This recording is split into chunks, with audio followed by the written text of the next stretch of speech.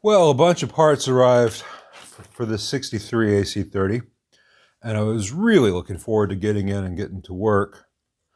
The parts took a while to get here, well, for all of them to get here, between regular shipping delays this year and the 3-day weekend. It took a little bit longer than I hoped for. But I was taking everything apart because I had all that really bad solder work in here. And I noticed some really weird things. It's worst on this tube socket, but it's there on all of them. This one's actually missing pin 8. The phenolic is just crumbling.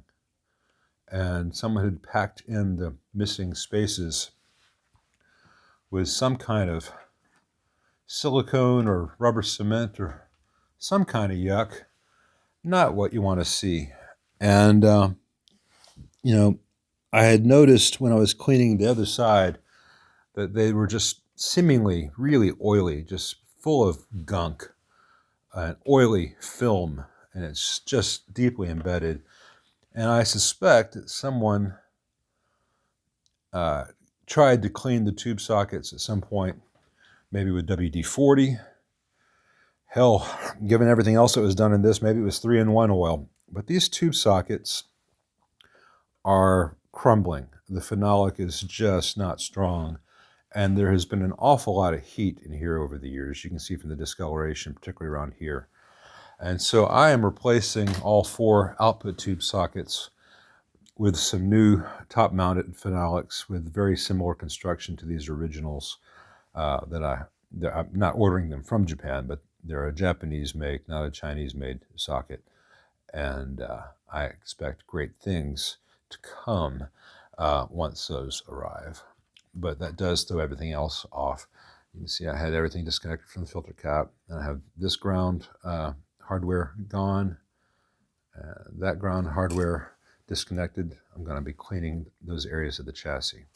So I'm going to go ahead and get these tube sockets all the way out, give all the hardware a nice bath. I've already removed the old crappy chewed up wiring from this terminal strip, put in some new bus wire. Let's see if I can show that better without it being wobbly so much. This is some 18 gauge bus wire here for the screen connections and the cathode connections. This will go to that when this gets replaced. So this will all clean up and be beautiful again shortly. And I'm going to take some measurements on this phenolic terminal strip. I may replace this if I can find something with the exact right dimensions, because it's got some flex in it as the phenolic in it has aged. We're talking about a material that was probably never intended to last 60-something years. But here we are. And all these nasty things where they had melted the insulation so badly, or birds nested the strands. I'll be cleaning all that up as I go. And I was hoping to be able to show the after in this video, but these are a setback. But I will be able to show you a much prettier looking area of this chassis in just a few minutes, in just a few seconds, as the magic of video editing allows. Okay, after a whole bunch of alcohol for the amp, not for me, and then a whole bunch of WD-40, just letting it sit on there and just removing it with a cloth.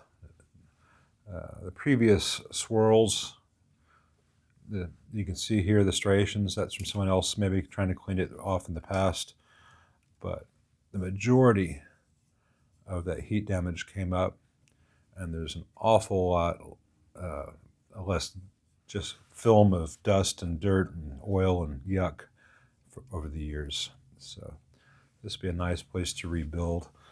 I poked and prodded at this phenolic, and while it's got a curve to it from the phenolic kind of moving over the years, there's no place where it's fragile or wants to break, so it can stay in place.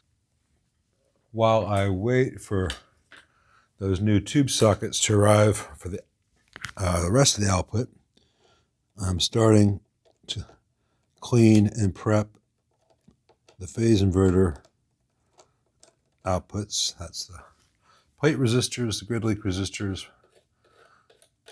output coupling caps, and a tone cap for the cut control, and a dropping resistor for that stage. So I've gotten most of the old stuff out. Some of these wires I'm going to redo once I'm ready for them. And nothing original was in this section, so I had a little bit more carte blanche to just start. And there's a whole bunch of old flux on the board, all in between each of one of these tags and on the tags, and lots of old solder and excess solder and that yucky solder the previous guy used. And you can see here where some of the tags were broken from previous sloppy work. And I'll try to make that not happen in the future. But before I can do anything else, I'm going to get in here and get all that old funk off, all the old flux off, any dirt. Have a nice clean spot to start from. So if you'll excuse me, I've got to get in here and just kind of work my way in all the little crevices to get all the yuck out. So this will take a moment. Round one of the cleaning is done. And this is just some of the yuck that was in that one section of board. I'll be getting more up. It's not about... The goal is not to make it pretty, but once it's clean and electronically reliable and there won't be any possible path for jumping from one to the other just because there's a bridge of conductivity through old dirt and flux. The side effect of a really well laid out, electronically good board is that it also tends to be pretty. So, we got that going for us, which is nice. Okay, I'm stopping here for the night.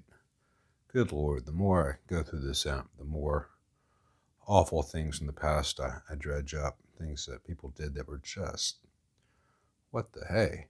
But, this is the opportunity for me to get all this stuff right. So I look forward to it, but it's going to be a longish process to get it just right.